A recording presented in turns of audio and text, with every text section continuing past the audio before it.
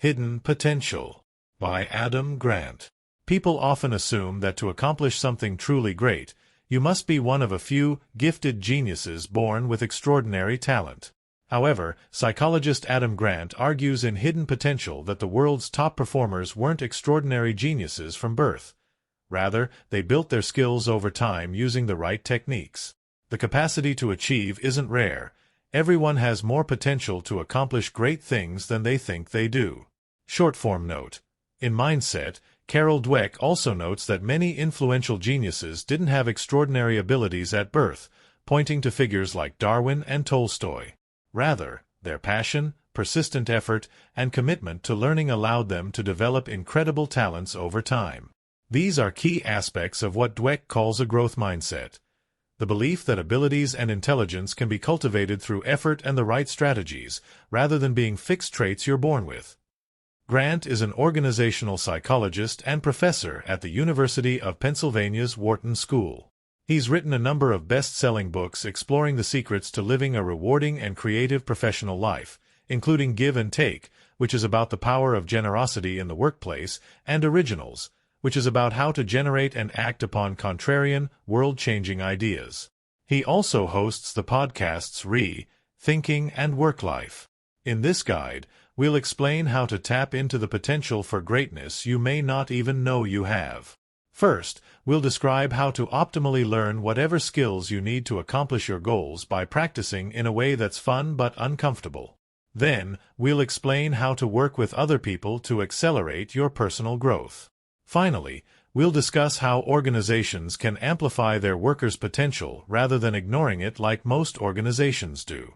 In our commentary, we'll supplement Grant's advice for reaching your full potential with ideas from books on personal growth like Peak and the Motivation Myth. Additionally, we'll expand on Grant's information about the potential of organizations with tips from management books like Rework and No Rules Rules.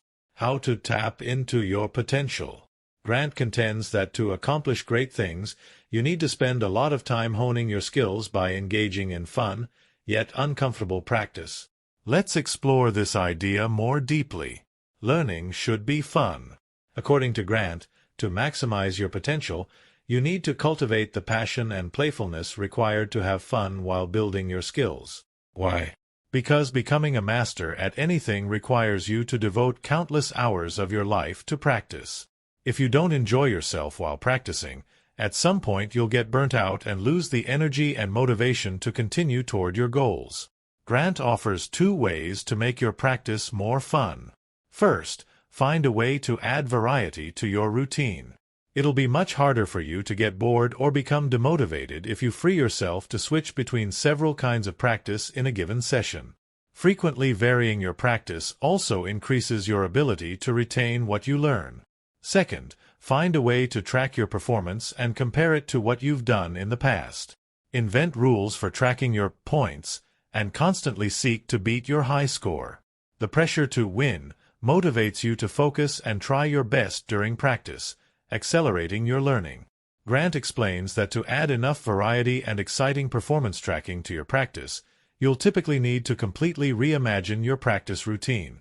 For example, say you're trying to get better at delivering presentations at work. Instead of repeatedly practicing in the mirror, you might decide to alternate between 3 kinds of practice. To improve your speaking skills, you read the scripts of TED Talks aloud and make as few mistakes as possible. To get better at organizing persuasive arguments, you start a competitive debate club with your friends and see how many debates you can win.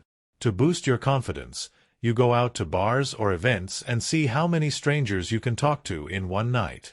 Deconstructing fun. Grant's advice to add variety and gamify your practice aligns with the basics of game design that Ralph Koster outlines in A Theory of Fun for Game Design. According to Koster, humans are neurologically hardwired to enjoy learning new things because this trait enhanced our ancestors' ability to survive and adapt. Therefore, fun activities always involve fitting new information into patterns you can understand and adapt to. By varying your practice routine, you constantly expose your brain to novel stimuli, which gives you bursts of dopamine, a feel-good brain chemical, as you learn and adapt to these stimuli in the short term. This keeps you from getting bored and helps prevent burnout. Over the long term, keeping score and trying to beat your personal bests also taps into the innate human drive for learning by serving as signs of progressive mastery. When you beat your high score, it shows you that you're successfully adapting to this activity's patterns across practice sessions, which provides more neurochemical rewards that keep you engaged. We should teach students to have fun. Grant also argues that we should make learning more fun on a systemic level. He asserts that if schools focused on showing students how to have fun while learning, more students would live up to their full potential. One country taking this approach is Finland, where students in early education enjoy a wide range of playful activities instead of attending formal classes. By playing games, making crafts, and going on field trips, Finnish children come to love learning rather than see it as an obligation. Grant contends that this approach is one of the reasons that Finland boasts some of the highest standardized test scores in the world. As these children grow into young adults, their love of learning helps them pick up practical skills more easily. Grant adds that schools should focus more on making reading enjoyable for children. Since reading is the gateway skill required to learn anything, teaching students that reading is fun helps motivate them to learn how to do anything they want to do. To help students like reading as much as possible, we should encourage them to enjoy whatever books they're interested in rather than forcing them to read monotonous classics. How play and reading enhance learning. Arguably, the Finnish style of education doesn't just show children that learning is fun. Children at play end up learning more, too. This might further explain why Finnish students do consistently well on standardized tests. In The Gardener and the Carpenter, Alison Gopnik argues that play is one of the primary ways that children naturally learn how to operate in the world. Activities like playing games, making crafts, and exploring new places on field trips all help children learn by giving them opportunities to steer their own growth. In contrast, educational methods that involve forcing children to learn in a specific way work against their natural learning styles, making these strategies less effective. Furthermore, Gopnik concurs with Grant that getting children interested in reading will pay off as they grow. She explains that reading fiction helps children develop the skill of counterfactual thinking, the ability to consider possibilities other than what's real. This skill is necessary to challenge your thinking and deepen your understanding of the world. Reading also teaches children how to shift perspectives and empathize with other people. All these skills help children grow into more capable adults. Based on this rationale, it makes sense that we can help children learn these skills by encouraging them to read any book, not just the classics. Almost all books involve seeing the world through someone else's eyes, which is direct training in counterfactual thinking and empathy. Learning should be uncomfortable. Just because you learn more when you're having fun doesn't mean that the path to your full potential will be a walk in the park. Grant notes that the most effective learning is fun, but it's also uncomfortable. He contends that the number one determinant of whether someone reaches their full potential is their ability to stay focused on their goals when it's uncomfortable to do so. If you focus on strengthening this ability, it'll pay off more than any other skills or expertise. This is because uncomfortable obstacles are inevitable on the path to any major goal. Without this skill, you'll give up as soon as you encounter these obstacles. For instance, starting a business is a difficult, uncomfortable process, but if you care about your goal of providing for yourself and your loved ones, you'll be able to push through this discomfort and eventually succeed. In contrast, if you don't know how to tolerate this discomfort, you might endlessly procrastinate instead of taking action to launch your business. Short-form note. In Can't Hurt Me, David Goggins concurs that achieving your full potential requires pushing through a great deal of discomfort. He elaborates that your tolerance for discomfort isn't domain-specific. Building the strength to overcome discomfort in one area of your life will make it easier for you to accomplish anything in life. To raise your general tolerance for discomfort, Goggins recommends identifying a healthy habit that makes you the most uncomfortable and sticking to it until the discomfort doesn't bother you anymore. Grant breaks down the practice of staying focused on your goals into strategies for coping with the 3 distinct forms of discomfort on the path to mastery. Let's discuss these kinds of discomfort and explain how to overcome them. Discomfort number 1. Making mistakes. The first kind of discomfort you must overcome to stay focused on your goals is making painful mistakes, argues Grant. Most learners do whatever they can to avoid awkward, uncomfortable failures when acquiring a new skill. However, doing so sets them up for inevitable failure. Why? To learn anything, you have to practice it before you're good at it. This is naturally uncomfortable and sometimes downright embarrassing, so most learners avoid this kind of practice. They prepare indefinitely or try to teach themselves solely through abstract theory, in hopes that they can become competent without trying and failing along the way. Instead, Grant recommends taking the opposite approach. Put your skills into practice as soon as possible.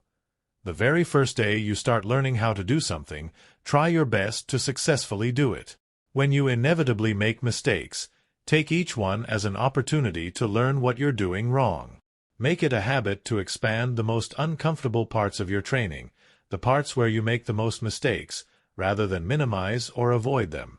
For example, if you're learning how to draw and feel embarrassed because the faces and hands you draw always look bad, challenge yourself by drawing more faces and hands. Additionally, the more mistakes you make and learn from, the more comfortable you'll become with making further mistakes. If you can connect your feelings of discomfort to the knowledge that you're making progress, you'll discover that the effort you're putting in is satisfying in itself, even if it continuously results in awkwardness and failure. This mindset is called learned industriousness. Short-form note: the term learned industriousness was coined by psychologist Robert Eisenberger in his 1992 paper Learned Industriousness.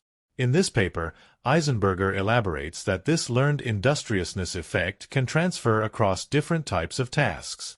If someone feels rewarded for putting in high effort in one domain, like schoolwork, they can transfer that feeling of satisfaction from high effort to other domains, like athletics or creative pursuits. That said, this intrinsic satisfaction transfers more strongly the more similar the two activities are. The most uncomfortable and effective practice. In Peak, Anders Ericsson agrees that the key to learning is practicing at a level beyond your current skill set from day one and making many mistakes. He elaborates that consistently stretching your limits like this triggers physiological changes in the brain. It adapts and improves in response to the challenges you give it. For those who are serious about improving, Ericsson prescribes a framework he calls deliberate practice, a stricter version of the learning process Grant describes.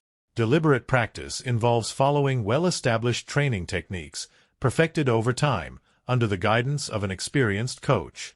Because it demands maximum effort, Ericsson asserts that deliberate practice can be even more unpleasant than self-guided practice. Despite this, he argues that this rigorous, systematic approach is necessary to build world-class expertise. Discomfort number 2. Acknowledging your flaws. The second kind of discomfort you must overcome to stay focused on your goals is acknowledging your flaws. Grant explains that many people suffer from perfectionism, which counterintuitively prevents them from doing their best work. When you aim to create flawless work, you exhaust yourself trying to fix unimportant problems that don't need to be fixed. Perfectionism also causes you to emotionally punish yourself for your mistakes. This self-flagellation makes you more afraid of making mistakes, which in turn teaches you to avoid mistakes rather than learn from them. As we've discussed, trying to avoid mistakes is one of the most common ways people stunt their personal growth. Grant argues that perfection shouldn't be your ultimate goal. It's impossible to create perfect work, he says. Once you embrace this fact, you can direct your efforts strategically rather than putting maximum effort into everything. Focus on improving the aspects of your work that will have the greatest impact on its overall quality, and let go of everything else. Your work doesn't need to be perfect to be groundbreaking. It just needs to have some excellent qualities. For instance, when Apple first launched the iPhone in 2007, critics derided it for being far too expensive and locked onto AT&T's slow 2G network. If Apple had obsessed over optimizing their supply chain to lower the price of the iPhone, or tried to build their own perfect cellular network, they might have wasted millions of dollars chasing these unnecessary and potentially impossible goals. Instead, the iPhone's user-friendly touchscreen, multitude of functions, and sleekly designed software were excellent enough for it to sell 6 million units in its first year and revolutionize the smartphone industry. How to cure perfectionism. If you're a perfectionist, Ignoring flaws in your work so you can focus on the areas that matter most is easier said than done. On a practical level, how do you unlearn perfectionist tendencies? First, understand where perfectionist tendencies come from. In The Gifts of Imperfection, Brené Brown argues that perfectionists aren't trying to create perfect work for its own sake. Rather, they primarily want to control other people's perceptions of them. They fear the shame that comes with being judged as flawed or incompetent, so they try to hide all their flaws. When they inevitably fail, they end up shaming themselves, as Grant describes. In Self-Compassion, Kristin Neff contends that the key to ridding yourself of this fear and shame is to be mindful of your negative emotions as they arise. Paying attention to the pain instead of trying to push it away allows you to take a step back and rationally challenge the false belief causing the pain. Once you realize that people won't all condemn you for your flaws, because nobody is perfect, your shameful feelings can dissipate. Soothing yourself this way will likely make it easier for you to ignore the flaws in your work and focus on making it as good as possible. This will increase your odds of putting out truly groundbreaking work. Discomfort number 3. Proving yourself wrong. The third kind of discomfort you must overcome to stay focused on your goals is proving yourself wrong. Grant contends that to reach your full potential, you have to actively seek out errors in your thinking and identify aspects of your work that you could do better. To do this, first take responsibility for your own growth, advises Grant. Many people don't bother trying to learn how to improve. When they want to do something, they wait for someone else to show them how to do it. If you want to tap into your potential, this isn't good enough. Aim to educate yourself rather than passively accept whatever information you happen to encounter. Short-form note. In The Subtle Art of Not Giving a F***ck, Mark Manson contends that generally, when you choose the challenges you want to tackle, you feel empowered to overcome them. But when you're dealing with problems against your will, you feel helpless and hopeless. By this logic, taking responsibility for your personal growth, as Grant recommends, will give you the confidence to persist through uncomfortable obstacles that would otherwise leave you paralyzed by fear. To further discover how to improve at a task, become comfortable with humility, recommends Grant. Even when someone is actively trying to get better, they'll often make the mistake of reflexively denying or ignoring information that challenges their ego. Learning that you're totally wrong about something can be uncomfortable and embarrassing, but it's a necessary step if you want to grow. Short-form note. In Principles, Ray Dalio argues that when your ego is preventing you from recognizing valuable information, it becomes obvious in your physiology. For instance, your chest may tighten, or your heart might start racing. This is because defending your ego is a purely emotional reaction. To protect you from the pain of feeling stupid or incompetent, your subconscious takes over and causes you to react defensively and impulsively. Training yourself to notice these physiological warning signs and calm yourself down may help you avoid making rash, foolish decisions. According to Grant, the best way to prove yourself wrong is by getting advice from experts who know more than you about what you're trying to do, a strategy we'll discuss in the next section. How other people can tap into your potential. So far, we've explored various ways that fun yet uncomfortable training can fuel your personal growth. That said, however you optimize your training, reaching your full potential is much more difficult when you try to do it alone. Grant explains that other people can assist your personal growth by giving you guidance, inspiring a sense of purpose in you, and working with you as a team. Let's explore these 3 benefits in more detail. Benefit number 1. Guidance. Grant notes that your ability to teach yourself has limits. Often, you'll need guidance from others, especially if you're trying to learn to do something complex where success is subjective, like composing a symphony or starting a political career. To ensure that the advice you receive will actually help you, choose your guides carefully. Find someone who knows what they're talking about, is familiar enough with you and your work to give an accurate assessment, and truly wants you to succeed. Otherwise, you could end up with bad advice, advice that doesn't fit you, or advice that isn't intended to be helpful. Short-form note. Those who give unwise, unsuitable, or malicious advice may be particularly dangerous for people with codependent tendencies. In Codependent No More, Melody Beattie explains that people who are prone to codependency, That is, people who become obsessed with those around them and lose touch with themselves consistently fail to trust their own judgment.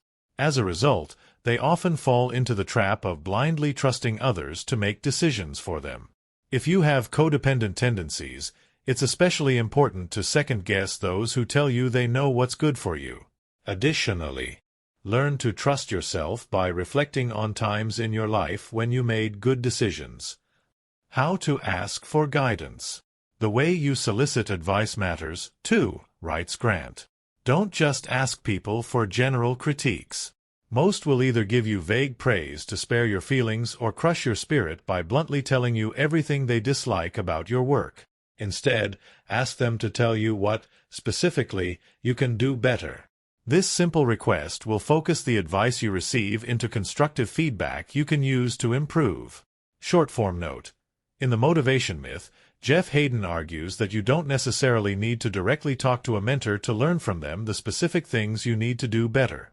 Rather, simply studying their life and emulating them can help you achieve goals that are similar to theirs. For instance, if you want to follow in the footsteps of your favorite science fiction author, you can research their writing process and mimic it. This strategy also removes the risk of receiving unhelpful praise or demoralizing criticism from real-life mentors. Not all guidance applies to you. Even when you find a guide you can trust, you can't just follow their instructions blindly. Grant explains that everyone is different, so when an expert offers advice that worked for them, it might not work for you. For example, an early riser sharing productivity tips may advise you to wake up at the break of dawn to work without distractions. But if you're a night owl, waking up early might drain your energy, hindering your productivity rather than boosting it. To solve this problem, gather advice from multiple experts, then experiment until you discover which of their tips work for you. Short-form note. In Tribe of Mentors, Tim Ferriss shares advice from philanthropist John Arnold, who also warns against blindly following advice from experts. Arnold takes this idea further, arguing that experts often find success using strategies that are exact opposites. For instance, some entrepreneurs succeed by tinkering with a single idea for years, while others succeed by giving up on many ideas and experimenting wildly until they find success. For this reason, Arnold believes that generally, advice isn't very valuable. With this in mind, instead of spending the effort to gather advice from a wide range of experts, you might consider skipping this step and experimenting until you discover your own guiding philosophy. Benefit number 2. Purpose. Another way that others can help you reach your full potential is by giving you a motivating sense of purpose, according to Grant. When you feel like someone else is relying on you to achieve something, you can reframe the situation in a way that gives you strength. Instead of second-guessing your skills and worrying about the possibility of failure, you resolve to try your best, no matter what. Ultimately, this will help you do better work. For example, an entrepreneur will find it easier to put their heart in their business if they believe doing so will help them provide enough money for their children to go to any college they want. Short-form note. When you're working with the purpose of helping someone, make sure that you're giving the gift of your work unconditionally. In The Courage to be Disliked, Ichiro Kishimi and Fumite Koga warn that some people who work to help others are primarily trying to earn appreciation and approval in return. If they work hard and make sacrifices yet fail to receive appreciation, they feel cheated and become resentful. This habit can make it difficult to form mutually supportive relationships. For instance, imagine the entrepreneur in the previous example has children who want to live as starving artists instead of going to college. This may cause the entrepreneur to condemn their children as ungrateful, damaging their relationship. Furthermore, Grant contends that when someone doubts your ability to accomplish something, the desire to prove them wrong can also be a powerful source of motivation. As long as you don't let them undermine your confidence, you'll naturally put in more effort and perform better than if there hadn't been naysayers at all. Short-form note. People with different personality types may require different motivational tactics to reach their goals. In Relentless, Tim Grover acknowledges that the angry desire to prove others wrong can be a powerful catalyst for focused effort. However, he suggests that those who don't respond well to anger or who find others' doubts demoralizing rather than motivating may find more success by cultivating inner calm. For people like this, intentionally maintaining a clear mind and gentle emotions is a more effective way to access a state of intense focus. Benefit number 3. Teamwork. Finally, being on a team can help you reach your full potential, argues Grant. In a team that's centered on a unifying goal, everyone can help the other members by teaching skills in their particular area of expertise.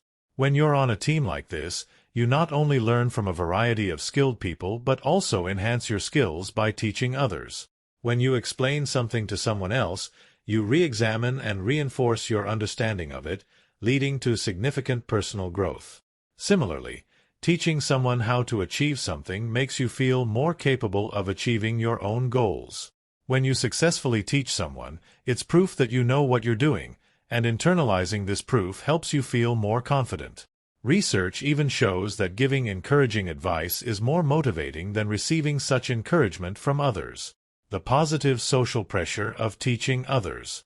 In The Extended Mind, Annie Murphy also argues that people can enhance their learning by teaching others. She elaborates that this is because the prospect of teaching another person carries tremendous social pressure.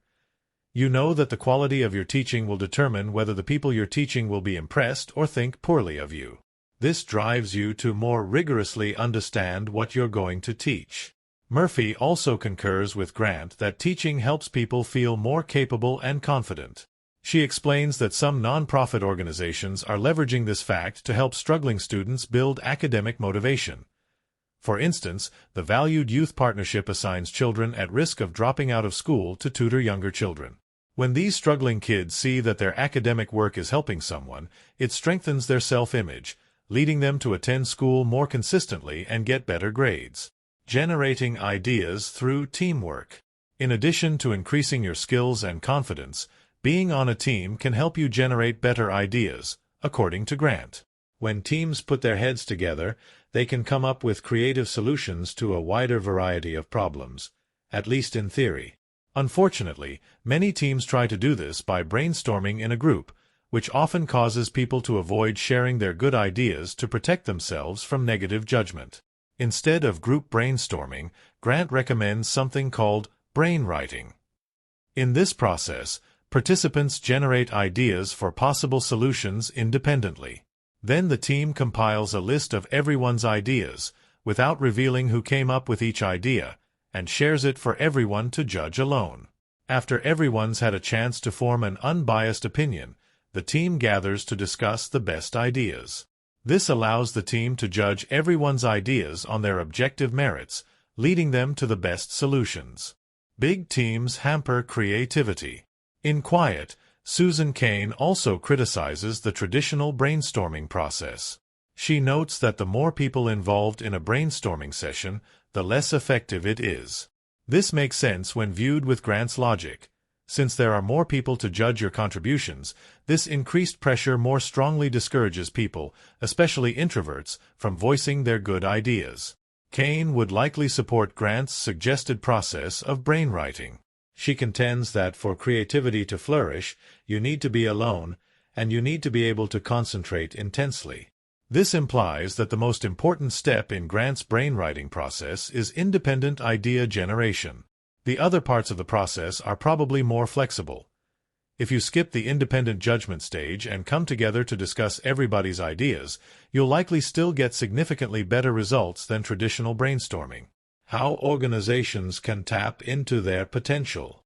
So far, we've discussed how each of us can reach our full potential through smart practice and by connecting with others. We'll conclude this guide by exploring what organizations can do to achieve more on a larger scale. Here are 2 tips that organizations can use to identify and utilize all their workers' potential. Tip number 1. Encourage good ideas from everyone in the organization. Grant argues that if organizations want to achieve the best results, they need to encourage and empower all their employees to share their best ideas with workers who can act on them. In most organizations, however, this doesn't happen. When an employee suggests a way to improve the organization, their boss will typically ignore it. Why? They may feel threatened by the idea that their subordinate could offer better ideas than them. Alternatively, they may worry that if the idea fails, they'll be held responsible. To fix this problem, Grant proposes a system where employees can freely share ideas with multiple leaders across the organization, increasing the odds that someone will approve and implement those ideas. In this system, even if many high-ranking managers reject your idea, all it takes is one yes to get your idea tested and implemented. Consequently, the organization acts on many more valuable ideas, allowing it to rapidly innovate and improve. A more extreme philosophy: bosses can't say no. In No Rules Rules, Reed Hastings also advocates a workplace philosophy centered around empowering employees to pursue their ideas without unanimous top-down approval. However, Hastings' approach goes even further by giving employees the autonomy to work full-time pursuing whatever ideas they think are the most valuable to the company, even if all their bosses think those ideas will fail. This system allows organizations to avoid the pitfalls that Grant describes. First, bosses don't have the authority to completely shut down any ideas, even if their egos are threatened. Second, bosses don't need to worry about being held responsible for their subordinates' bad ideas because it's widely understood that every employee is fully responsible for the success or failure of their own ideas. Hastings believes that managers should be relatively lenient when their subordinates fail. No one is right 100% of the time, but he asserts that employees should face consequences if they consistently invest in bad ideas. Tip number 2. Hire on the basis of potential, not superficial success. Grant contends that when organizations are hiring, they often overlook the applicants with the most potential to help them achieve their goals. This happens for two reasons. First, organizations typically place too much value on prestigious college degrees, which Grant suggests are poor predictors of future performance. Studies show that on a technical level, there are few differences between the work done by graduates of elite universities and the work done by graduates of less prestigious ones. Furthermore, job postings that require college degrees exclude large segments of the workforce. Many people gain valuable, employable skills outside of college. For instance, they might learn directly from experts or teach themselves. Second, Grant argues that organizations often make the mistake of judging candidates solely by their prior work experience, how long they've worked a similar job or how well they did at that job. However, this experience doesn't necessarily translate to success in a new role. The years someone has worked don't prove that they learned anything during that time. Additionally, you can only judge candidates by the quality of their past work if you're hiring them for a job that requires those exact same skills. Often, organizations falsely assume that if an applicant did well in their previous job, they'll similarly thrive in any job. An alternative system: credential-centered hiring. In The End of Average, Todd Rose also criticizes employers for relying too much on fancy college degrees and past work experience, for many of the same reasons as Grant. To fix these issues, he suggests a systematic overhaul of our hiring practices. Instead of looking at degrees, employers should evaluate candidates based on what Rose calls credentials. Credentials are certifications that prove someone has the skills and knowledge required to do a specific job. For example, instead of getting a generic business degree, a candidate could earn credentials in areas like accounting, data analysis, and project management. According to Rose, an applicant's collection of earned credentials would paint a much more nuanced picture of their unique capabilities than if you were to judge them by their alma mater or work experience. Workers could obtain credentials by passing exams or completing focused training courses on particular topics, as opposed to broad college programs. This specialized and personalized education system would help students only take classes that directly prepare them to thrive in the jobs they want. How to conduct job interviews that unearth potential. Grant explains how organizations can fix their flawed hiring practices by conducting job interviews that identify applicants' true potential. Rather than judging candidates based on prestigious degrees or past work experience, learn enough about their background to assess the obstacles they've faced to get to where they are today. Candidates who push through hardship often develop skills that help them do great work but aren't obvious on a resume. For example, Imagine a candidate who grew up in a rural area with limited educational resources and taught themselves math and science from library books to earn a GED.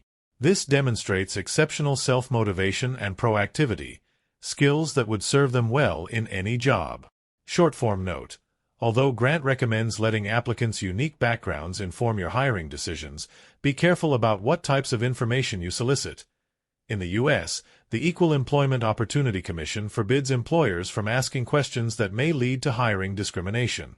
For example, it would be illegal to directly ask a candidate, "Where are you originally from?" as you could be accused of asking this question to discriminate against people from certain countries. Instead, ask how they learned the specific skills you're looking for. Additionally, offer candidates the chance to demonstrate the skills they'll need for the job during the interview process on a project that's familiar and easily understandable. This way, you can witness firsthand if candidates have what it takes to thrive in your organization. For instance, if you're hiring a business consultant, ask candidates to imagine what advice they would give to a friend who's running a struggling barbershop. Short-form note: in Rework, Jason Fried and David Heinemeier Hansen offer similar advice. They recommend paying top candidates to do a small project for your company, around 20 hours of work, before deciding whether to hire them full-time. This will provide a more complete picture of how a candidate will fit into your organization than even the most comprehensive interview. Finally, Grant recommends making your interview process as comfortable and accommodating as possible. Traditional job interviews feel like high-pressure examinations designed to expose candidates' weaknesses. This adversarial approach creates unnecessary stress that prevents candidates from demonstrating their full abilities. Instead, do whatever you can to make applicants feel relaxed. Short-form note: consider keeping your workplace as comfortable and accommodating as possible after you've hired someone, at least for the first 100 days. According to Jeff Smart and Randy Street in Who, many new hires change their minds and either turn down a job they've already accepted or quit within their first few months. After 100 days, however, new hires have typically made enough of a commitment to your organization that they'll stay without further encouragement.